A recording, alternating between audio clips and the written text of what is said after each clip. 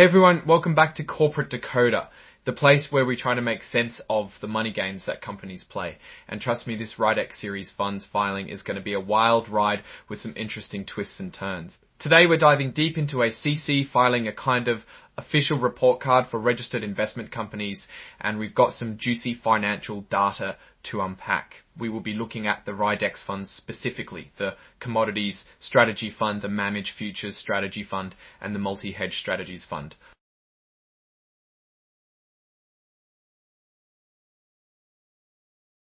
Alright, let's get straight into it. This report covers the period from January 1, 2025 to June 30, 2025. The main point here is looking at the financials for these specific funds and seeing how they've been doing. They've given us a bunch of tables, but we're going to focus on the key numbers to understand the story. First up, let's talk about costs, because nobody likes paying too much for anything, right? For the Commodities Strategy Fund Class A, shares the total costs for a hypothetical $10,000 investment over these 6 months were $84. That works out to be 1.69% of that investment annually. For Class C, shares that cost jumped to $120 a bit higher at $242, remember. Now for the performance part, the numbers that really tell us if these funds are making us money or costing us money. For the Commodities Strategy Fund Class A shares, the return for the first half of 2025 was a modest 0.01%, barely anything. Class H shares managed a slightly better egg rate 39%. Barely anything. Class H shares managed a slightly better Aero 0.39%, barely anything. Class H shares managed a slightly better OL 0.39%, barely anything. Class H shares managed a slightly better area, underperformed the S&P 500 index, which saw a much healthier 6.2% return, and also underperformed the S&P 500 index, which saw a much healthier 6.20% returns. This fund lost ground compared to the market. Class C shares of the same fund did even worse with a return of just 0. In simple terms, this fund lost ground compared to the market. Class C shares of the same fund did even worse with a return of just 0 GARF. Why the lag? The report spills the beans. The fund uses futures on the S&P Goldman Sachs Commodity Index, and while it had a strong first quarter in 2025, the second quarter brought headwinds, especially from energy and agriculture. Big movers in the index were gold, silver, and live cattle, while cocoa, corn, and Kansas wheat took a hit. It seems like the commodities market was a bit of a mixed bag during this period. Looking at longer-term performance for the Commodities Strategy Fund Class A, without sales charges, it shows a cumulative performance that actually started at 10,000 in mid-25. That's a slight loss over 10 years. Compare that to the S&P 500 index, which grew to over 5,000, and the S&P Goldman Sachs Commodity Index also grew to over 11,000. Yikes, the annualized returns echo this story. Class A shares without sales charges saw a negative 0.01% return over 10 years, while the S&P 500 index, which grew to over 1,000, Gent the annualized returns echo this story. Class A shares without sales charges saw a negative 0.1% return over index, also grew to over 35,000, and the S&P Goldman Sachs Commodity Index also grew to over 10 years, while the S&P 500 returned a solid 13 years, while the S&P 500 returned a solid 13.65% per year. And the commodity index, let's quickly note the fund statistics. Net assets were around $6.6 million. The total number of portfolio holdings was only 7, which is quite concentrated for a fund. Now, let's talk about what the fund actually invested in. The consolidated holdings diversification shows that 99.9% of its net assets were in S&P Goldman Sachs Commodity Index futures contract. This confirms its strategy. However, the largest holdings section is pretty interesting, showing that 12.3% was in Guggenheim Ultra Short Duration Fund Institutional Class, and another 12% in Guggenheim Strategy Fund 2. This means a huge chunk of the fund is invested in other Guggenheim funds. The fund strategy of using futures contracts is clear, with nearly its entire net assets tied up in S&P Goldman Sachs Commodity Index futures contracts. But digging into the largest holdings reveals something quite telling. A significant portion is invested in other Guggenheim affiliated funds, like the Guggenheim Ultra Short Duration Fund Institutional Class and Guggenheim Strategy Fund 2. In total, these two alone make up over 24% of its net assets. This suggests the fund might be using these other funds as a way to manage cash or gain specific exposures, perhaps with lower direct management costs.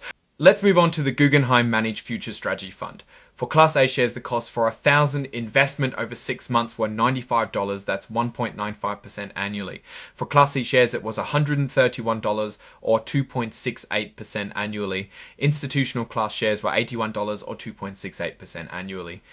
Institutional class shares were $81 or 2.68% annually. Institutional class shares were $81 or 1.66% annually. Institutional class shares were $81 or 1.66% annually. Institutional class shares were $81 or 1.66% annually. Performance for the Managed Futures Strategy Fund Class A shares for the first half of 2025 was a negative 2.99%. This significantly underperformed the S&P 500's 6.20, saw a worse negative 3.33%. The report explains that futures markets in the first half of 2025 saw a lot of reversals and consolidation, making it hard for trend-following systems. Stock index futures were choppy, bond futures were volatile, and currency markets saw mixed movements. Commodity futures also lacked sustained trends. This environment created a challenging backdrop for these kinds of models, leading to negative returns. It seems like a tough market for futures-based strategies. Looking at the 10-year performance for the Managed Futures Strategy Fund Class A, assuming a 10,000 initial investment, it started at 9,527 in mid-2015 and ended at 10,266 by mid-2026 by mid-2025. So a small gain this time around. It significantly underperformed the S&P 500, which would have turned quite twin-toed. So its fund actually outperformed that virtually risk-free option over 10 years, but still lagged the broader market.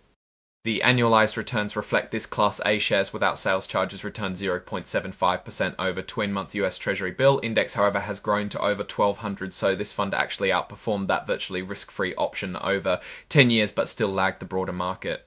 The annualized returns reflect this Class A shares without sales charges returned 0.75% over 10 years, but still lagged the broader market. The annualized returns reflect this Class A shares without sales charges returned 0.75% over 10 years versus still lagged the broader market.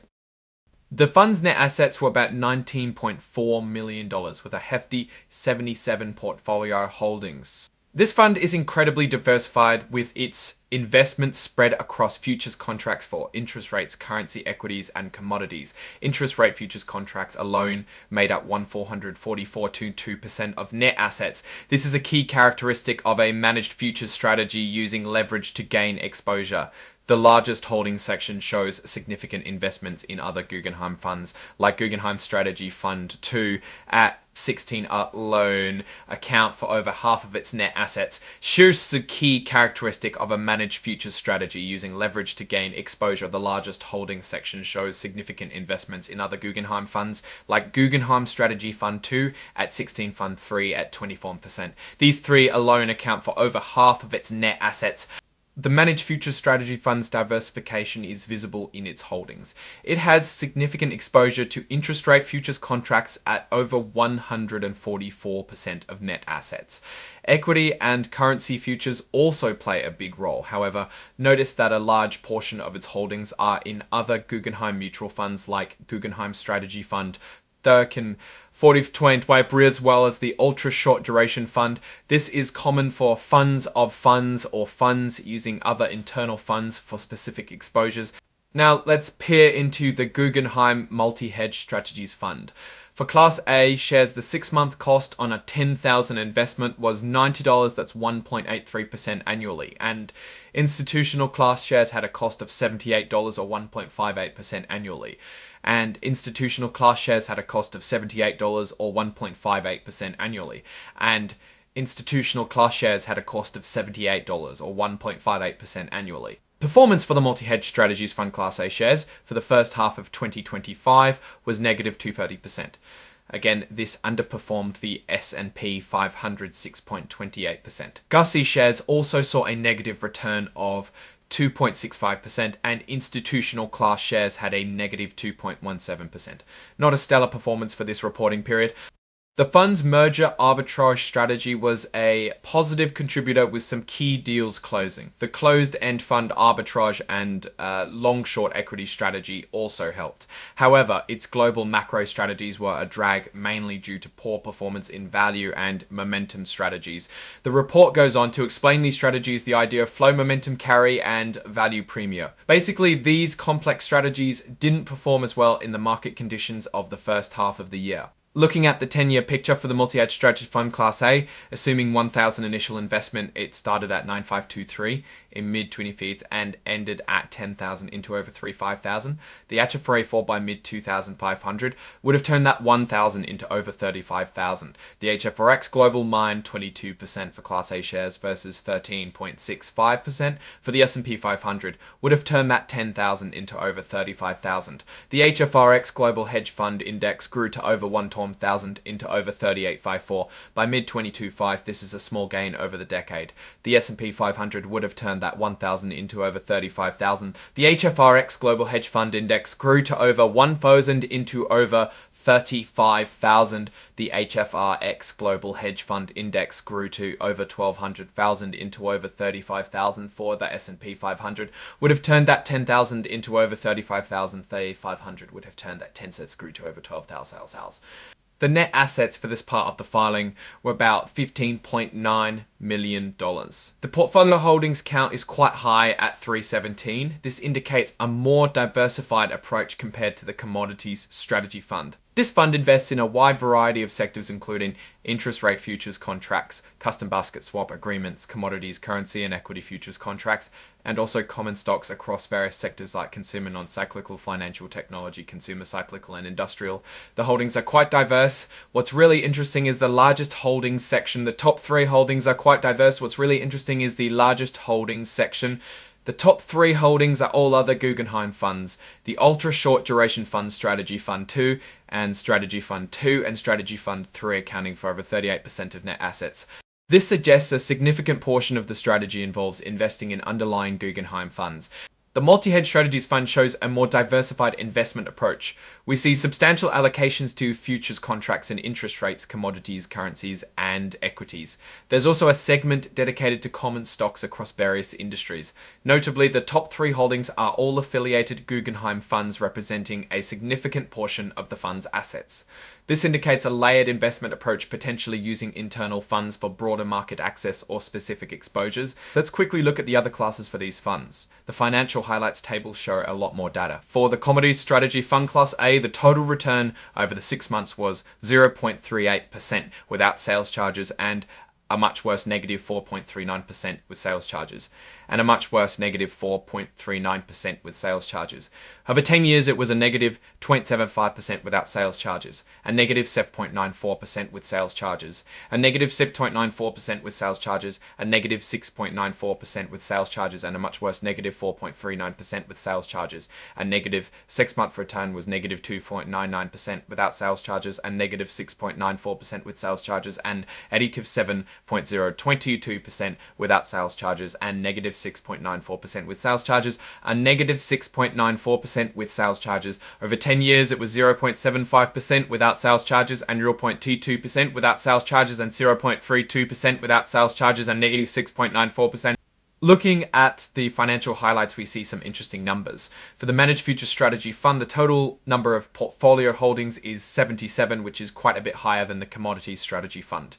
However, the portfolio turnover rate is listed as -%, suggesting it might not be actively managed in the traditional sense, or that the turnover is handled internally. Now, let's dive into the actual financial statements. This is where the really detailed numbers live. We can see the consolidated schedule of investments for the Commodities Strategy Fund.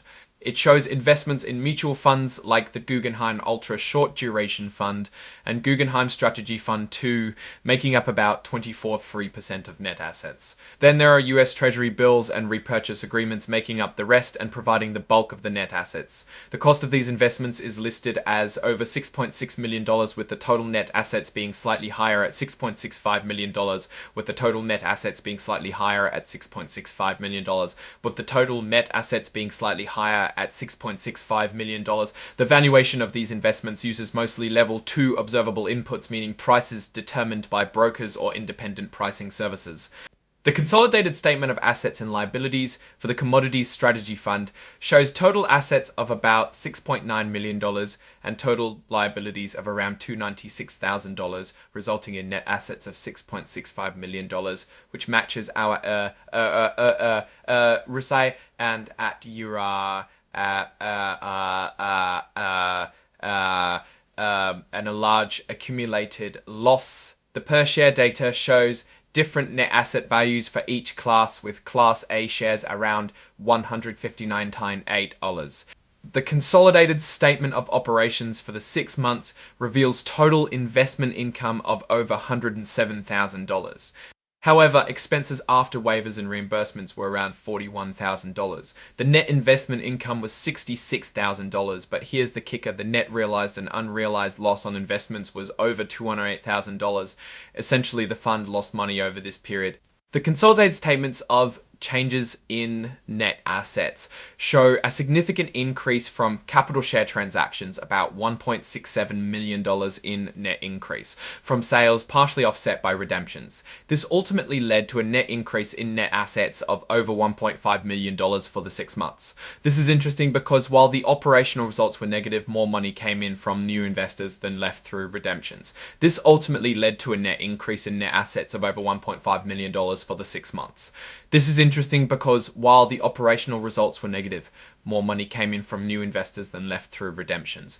The consolidated financial highlights provide a per share breakdown. For Class A shares, the total return for the 6 months was 0.38%, a far 6.20%. Over 10 years, the total return was negative 0.01%, again underperforming the benchmarks. The expense ratios are also noted, with net expenses for Class A around 1.69%. Now for the notes to the consolidated financial statements. This is where we find the nitty-gritty details. They explain how investments are valued, the use of derivatives, short sales, and repurchase agreements. It clarifies that the net asset value is calculated based on the current value of securities less liabilities. They also detail the fair value hierarchy levels: level 1 for quoted prices in active markets, level 2 for observable inputs, and level 3 for unobservable inputs. For most of their investments, they're using level 2 and level 1 inputs. They also mention their advisory agreement with Security Investors LLC and how fees are calculated. They've got a specific disclaimer about a 1-for-5 reverse share split effective February 24, 2000 but inputs, and level 3 for unobservable inputs. For most of their investments, they're using level 2 and level 1 inputs.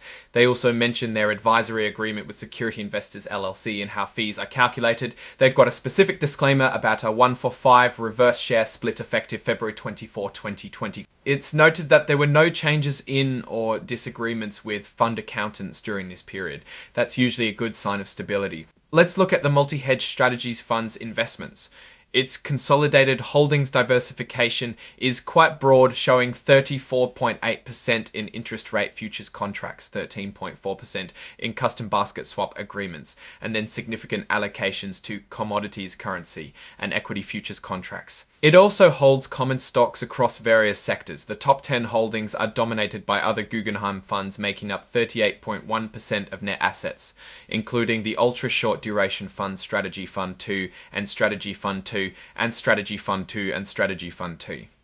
This is a common theme across these funds. The Multi-Hedge Strategies Fund showcases a complex and diversified strategy. It shows significant exposure through futures contracts targeting interest rates, commodities, currencies, and equities. It also employs custom basket swap agreements and holds common stocks across a wide range of sectors. The largest holding section is dominated by affiliated Guggenheim funds, highlighting a strategy where the fund leverages other internal offerings.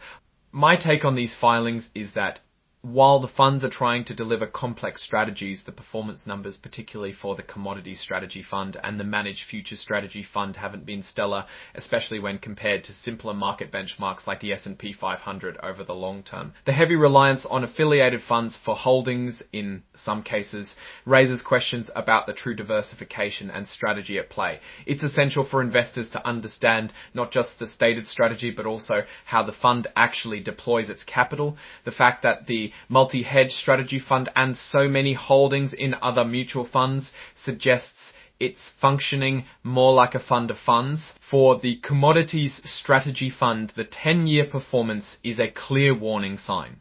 Even with the inherent volatility of commodities, a significant loss over a decade against a growing S&P 500 is tough to swallow for investors. For the managed futures and multi-hedge funds, the performance is more nuanced. They've shown some gains over 10 years, but still considerably lag broader market returns, and importantly have had periods of negative returns, in the last 6 months. This indicates that while these strategies might offer diversification benefits, they come with their own set of risks and complexities that can lead to underperformance in certain market environments.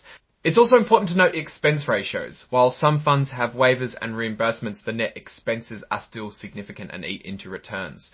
This is a crucial factor when comparing investment options. Overall, these filings paint a picture of sophisticated but complex investment strategies. Investors need to pay close attention not just to the headline numbers, but to the detailed breakdown of holding strategies and costs. Always do your homework before invest derivative instruments.